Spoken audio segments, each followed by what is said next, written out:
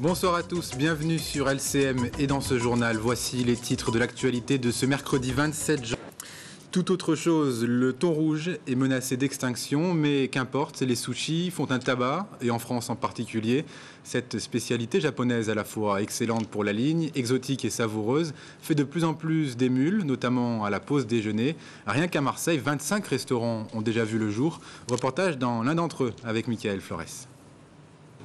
C'est l'un des plats emblématiques de la cuisine nippone, une préparation de riz sur lequel est posé un morceau de poisson, du thon rouge par exemple, du saumon ou de la dorade royale, le tout accompagné d'une petite motte de wasabi, une moutarde très forte.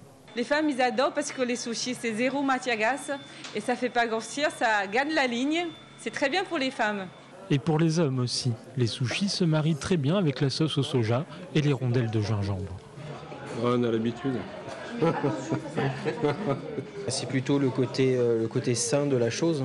Et puis bon, en plus le goût, le mélange des parfums, et puis c'est un petit côté exotique entre midi et deux qui est pas mal non plus. Le succès est tel que les restaurants japonais se sont multipliés à vitesse grand V dans notre ville. Le premier a ouvert à la fin des années 80.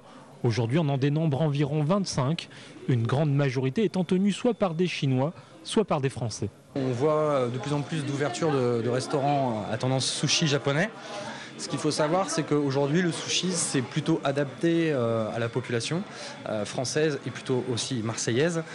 Aujourd'hui, vous pouvez trouver des sushis travaillés avec des recettes provençales. Vous pouvez également trouver des recettes vietnamiennes croisées avec des sushis. Li Wang est chinois, sushiman depuis 10 ans. C'est à Paris qu'il a tout appris.